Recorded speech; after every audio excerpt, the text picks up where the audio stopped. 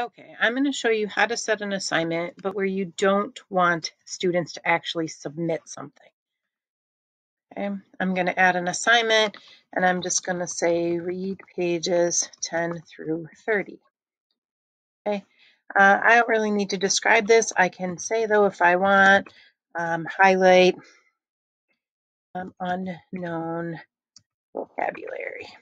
All right, whatever directions you want to give, you can do. Okay, you can set a due date wherever you want it. We'll say next Friday. You can set a time if I choose, but here's where I want to focus down here on this submissions enabled. This allows the students to submit something. I don't want to submit and then them to submit anything. I just want them to read the pages. Now when I click on this, it'll say submissions disabled. That's exactly what I want. I want them to get the assignment, but not be able to submit anything.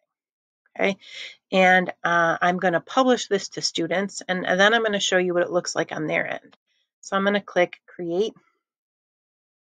Now I have the assignment. I'm going to go into this course as a student,